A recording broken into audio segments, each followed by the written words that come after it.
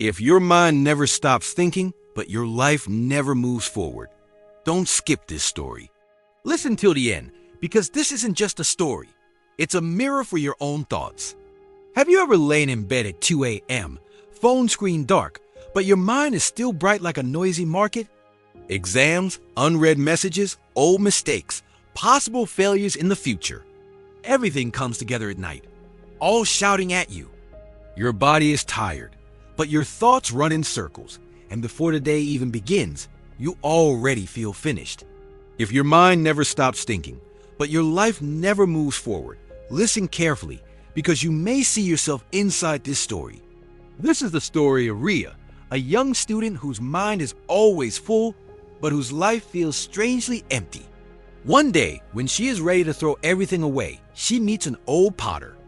He asks her to carry a heavy bag of stones up a hill, and that walk changes everything. Stay till the end and learn how you can finally breathe again. Ria was 22, a college student in a busy town where buses never stop moving. On paper, she looked fine. Good marks, polite, and a soft heart. But inside, she was always afraid of making the wrong choice, so she made no choice at all. One email could take her 2 hours. She would write a line, delete it, rewrite it, then worry about every single full stop. Her book stayed open on the table, but she could not begin. In her head, a voice said, "What if I fail anyway? What is the use of trying?" If a friend laughed strangely, or she said one awkward word, she replayed that moment for days. She missed assignment deadlines because she planned too long and moved too late. She avoided messages, searching for the perfect reply. Maybe you know this feeling too. Your body is still, but your brain is running a marathon. Months passed, and Ria's thoughts did not become lighter. Exams came and went, and her marks dropped. Teachers wrote, "You can do better," but she didn't know how.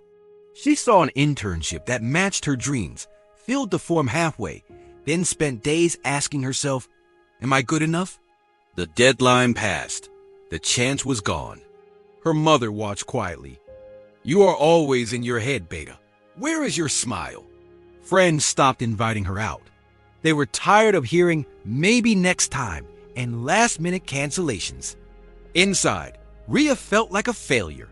She compared herself to classmates who laughed and seemed so relaxed and successful. A dark thought began to grow. Maybe I'm not made for this life. Maybe I should drop out, quit everything, and just disappear. One evening, after another panic-filled day and an argument with her mother, she left the house to clear her head, thinking maybe she needed to throw it all away. Ria just walked, following her feet. Soon the busy main road faded, and she entered older, quieter streets at dusk. Shops were closing, shutters half down, the air getting cooler. She was about to turn back when a warm orange light caught her eye. On the corner stood a small pottery shop with a glow inside. Through the door, she saw shelves of simple clay pots and cups. Inside sat an old potter named Dev. His eyes were calm, his movements slow. He noticed Ria standing there, lost in thought. "You look like your head is heavier than your feet." "Sit," he said gently. No one had ever spoken to her like that. Slowly, she began to talk. Her mind never stopped. She was thinking of dropping out, leaving home, escaping from everything. "My life is too full," she whispered. "Too many expectations, too many problems." Dev listened quietly, then smiled. "Your life is not too full, child. Your mind is. Tomorrow morning, come here. I want to show you something." Confused but curious, Ria agreed, wondering what he could possibly show her. The next morning, Ria walked back to the pottery shop. The streets were quiet, the sky dim. Dev stood outside with 2 cloth bags at his feet, one big and heavy, one light and empty. He lifted the heavy bag into her hands. "Carry this and walk with me up the hill behind the town." She nearly dropped it. It was full of stones. "Why is he making me do this?" she thought, as the weight pulled on her arms. The hill wasn't very high, but with that bag, every step burned. Soon she complained, "My shoulders hurt. This is too much." "Why so many stones?" Dev asked. Tell me, what do you think about all day? The words just spilled out of her. Fear of failing. What others think. Old mistakes. What ifs about the future. Small insults. Imagined disasters. Every stone in this bag is one of those thoughts you carry, Dev said. He handed her the empty bag. Now, choose. Which stones are truly useful? Which ones help you climb? At first, she argued, stones are just stones. But slowly she began to sort them. She kept a few for real duties and dropped the rest. Her load became so much lighter.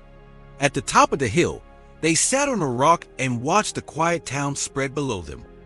Rhea rolled her shoulders and felt how much lighter her body was after leaving most of the stones behind. Deb pointed at the bag. You wanted to run away, he said. To empty your life, leave college, leave home, leave everything. But your life is not the real weight. He tapped the cloth bag. These are your thoughts. Most are like these stones useless. You need some thoughts, he explained. Plans, real duties, lessons from the past. These few stones you kept are enough to guide you. But every morning, you also lift old insults, fears about what you cannot control, and then you ask, why am I so tired?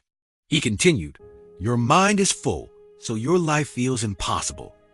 Empty your mind, not your life. Don't throw away your studies, your relationships, your dreams.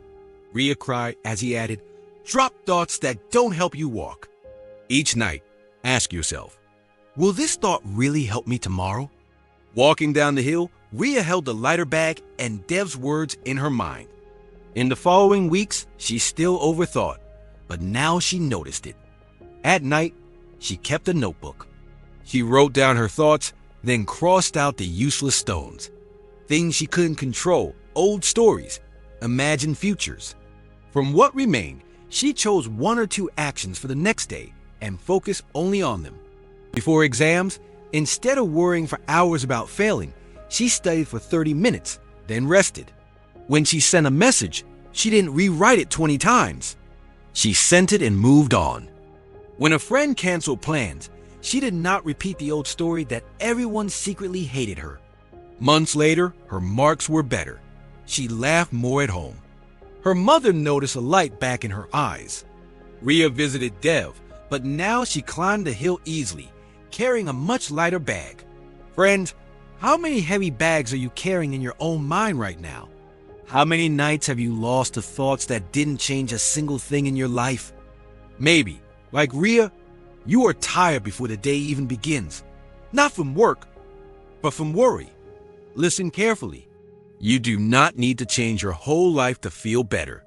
You do not need to run away from school, work, or family. You need to stop giving space to thoughts that only hurt you and keep you stuck. Ask yourself, does this thought help me take one small step? If yes, keep it. If not, gently put it down. Your days are your life. If you live only inside your head, they will disappear like stones thrown down a hill. What is one stone you will put down today? Write it in the comments below. Let's support each other. And don't forget to subscribe to MindNest for more stories that help you find peace. Thanks for watching.